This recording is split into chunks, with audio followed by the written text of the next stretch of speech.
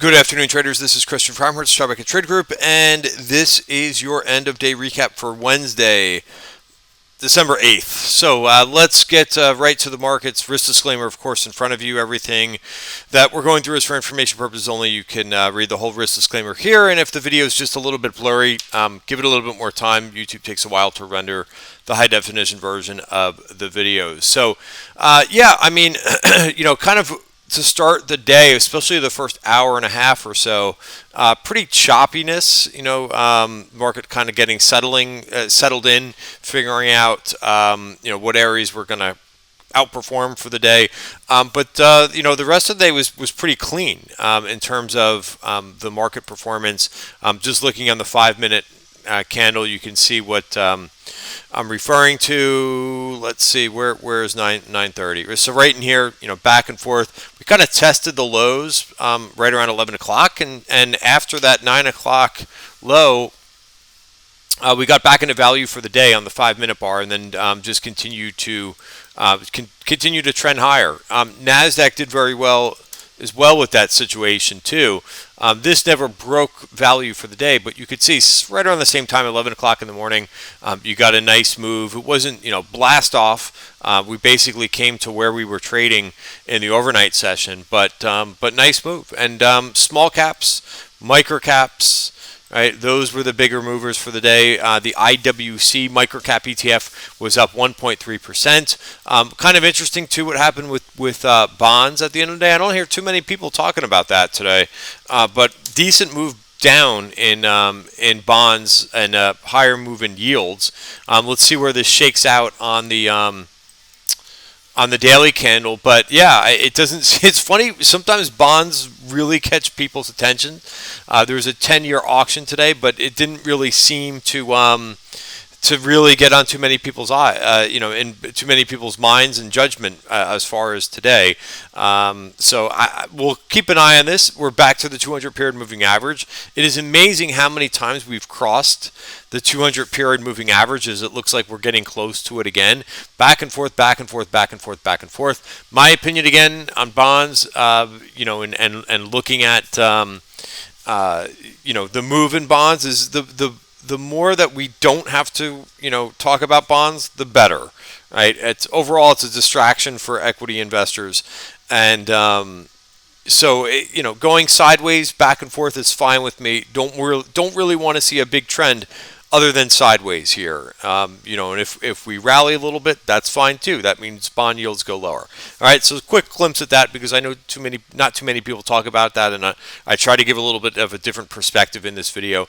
A couple other areas that I thought were interesting. Well, I was on a couple different networks today. I was on Benzinga, so you can listen to that. I was on the pre-market prep.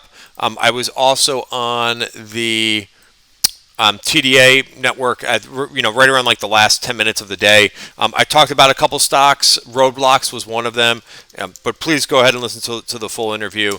But I thought that had some strength today. Some of these names, right? I'm going to go through a couple other ones that have been in downtrends. Roadblocks is not one of them. Roadblocks showed relative strength, in my opinion. Maybe got a little bit too far ahead of itself and kind of pulled back nicely into this bottom of value, and a nice move, right? But the 1 hour charts really help a lot in these situations. I'll get into a few other names where they really help too. But once this thing moved into value for the week, for the day, and this is the value area for the week on the 1 hour chart. So once it moved into value for the day, then I become interested, right? And to catch some of these, it's important to spend the time in while the market is closed in setting alerts, right? This value area doesn't change for the whole week. It is based on supply and demand. It's based on volume at price, and this is our market webs indicator that will give you these good levels. A few other names that kind of caught my attention for the day: Square, PayPal, Cloudflare. Big growth. Growth outperformed quite nicely for the day. Right? Kathy Wood's ETFs, ARK, was up 3%. That was, believe it or not, that was one of your best performing groups. So it just kind of tells you that was the kind of day. Again, I look at these ETFs and these indices for kind of proxies for what kind of day that we had. The IBD 50 also had a nice update, up 1.1%. Not as strong as the ARK ETFs, but still very strong. And you can look at the performance year to date. I've got the IBD 50 right up here in the top right. That's up 14% year to date, still lagging the overall indices, which SPY's up 25%, and ARK is down 17% year to date, even after today's move. But if you break this apart, between growth and value for the day, you can also see a little bit of there was momentum in the growth stocks, up 0.75%, where the value stocks were actually down for the day. Right, so different than what we've seen. Not this week, but different for what we've seen in weeks past, where value was outperforming. All right, a couple other areas that did very well today. The internet names did well. Snap got involved today. Roku got involved today. I think there was news about Roku renewing their contract or something like that with Google. I didn't even read the whole story, but there was call buying, right out of the gate in this one. You had to decide if you were going to chase. This whole move happened on the open, right? So you had to decide if you were going to chase this move. Notice again, it got outside of value. That's a good sign whenever that happens, when there's not resistance right ahead. And notice that this thing got pretty much to this 1 hour VPOC, which is up at 261. All right, I mentioned I would talk about Square. Again, these are very difficult charts in my opinion. Right, so you could trade anything for a day trade. It's fine. Doesn't matter what the daily chart is going to look like. Of course, we do want to see where there's resistance, right, and some support on those charts, because that does make a difference.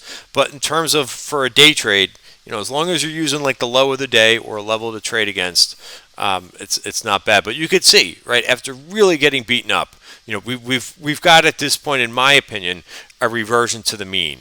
So we move over to this 1 hour chart, above 190, kind of where we started for the day, and you got a nice, about $4 move.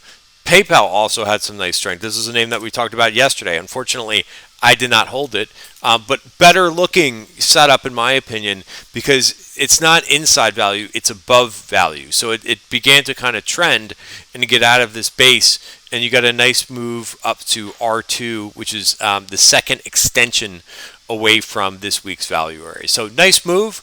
I'm not going to make any predictions about PayPal, but we're pushing back to the 20-day moving average, right, which would be a logical place, right, for this to take some profits, right. One way that you could look at these too is you could also look at, if you want to look at this in terms of inverted too, right. So take a look at this break out of, on the 1 hour chart.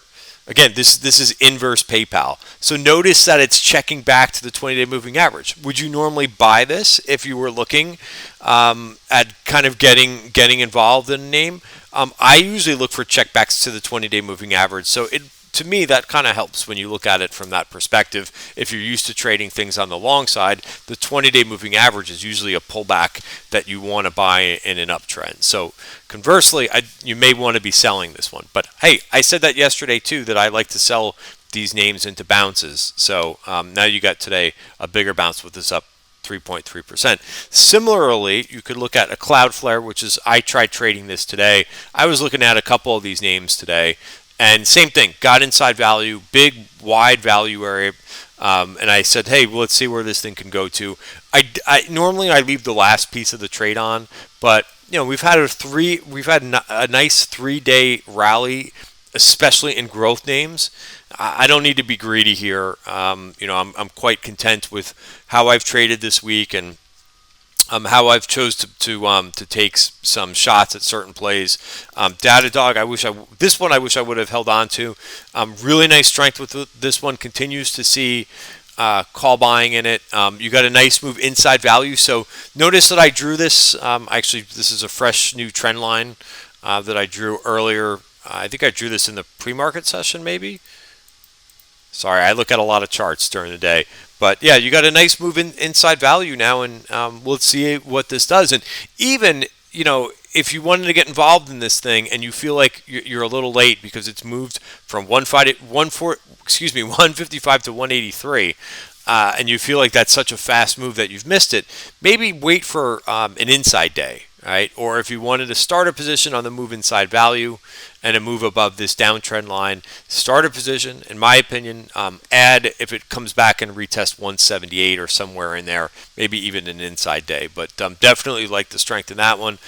Just a couple more here. MDB was another one too that we talked about, had real good earnings, but ran into a little bit of resistance, right? It hit this resistance like a thud yesterday.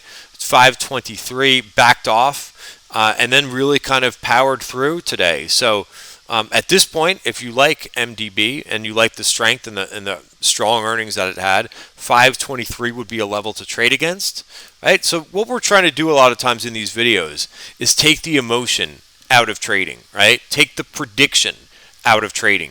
And just say, hey, wait a minute, I have an idea, I'm going to go long, but where could I be wrong, right?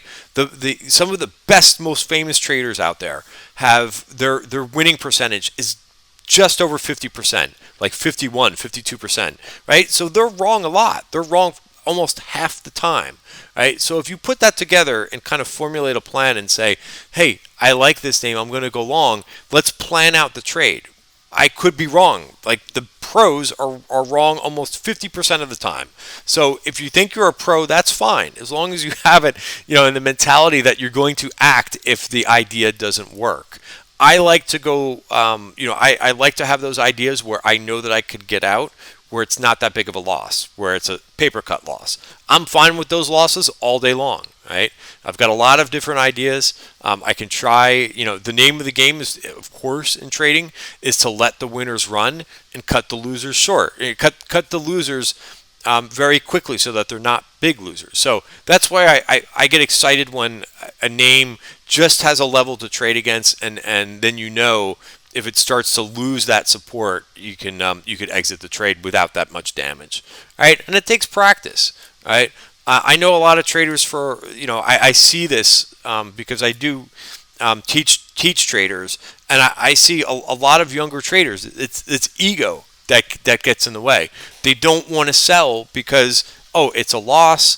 They're not familiar with the risk return of trading, right? That you're going to have winners, right? And then managing those winners appropriately is how you bypass some of those small losers, right? But that's the name of the game, right? And you got to be able to get past, oh, geez, I got this name's down and I don't want to sell it for a loss. Get over it, right? If you can't do that, right, it's going to be very difficult for you in trading to be a profitable trader over time. You got to, you just got to get over these things. And the quicker that you do, the more that you can become, get yourself onto a consistent profitable trader. All right, so that's my little spiel for tonight. A couple other names, and you could see how I traded for the day. How could I forget Apple? Jeez, Apple. We saw this colossal call buyer that we saw, yesterday, and today just fueled by, I guess they got a positive ruling in a case, but this thing has already had the momentum in it, and so I took some targets in some calls that I put on. This was not a big trade, by the way, that I put on. But I wanted to participate. We saw big, as I mentioned in yesterday's end of day video, this big March 200 call buyer. So I took a couple targets, and what I said in this trade yesterday was, I'm happy to add more in a dip. Well, sometimes they work really well right off the start. That's this particular one. A name that you probably have never heard of or haven't traded before, Train Technologies. I've got very bulled up on the move in the home builders, right? You've heard me talk a lot about the home builders over the last couple of weeks and the relative strength that we saw in the home builders while the whole market was selling off a bit, especially in the growth area of the market. Well, the home builders have been super strong, right? So I'm looking for names. I'm still long. So Lennar, that's working. I took a target in Lennar today. They're going to report earnings soon, right? I don't know why this isn't coming up, but it continues to move higher. I'm looking at names in this space that are more involved with the overall construction of the home. TT is one of those names, right? So Train Technologies. This is making a nice move. This is a chart that I posted for members after hours yesterday, and I could do probably a little bit better at drawing that trend line, but you can kind of see it break higher here. So that's a nice move, and I love to find some of these names that are doing this, right? That are doing something a little bit different. Another one that I go back to from time to time is Fortune Brands, right? Nice move over 105. Right, so this is one of my favorite names that nobody talks about, which is Fortune Brands. What I also mentioned with this Restoration Hardware, don't let this name fool you. This is a very tough name to trade. So it's one of those names that maybe the right position size is appropriate, but forget about the options. The stock is very wide, right? And they were implying about 11% move for earnings. That's where it's trading after hours. So the market makers got this right. But the options are silly wide. So sometimes I like to play. Of course, this name moves big.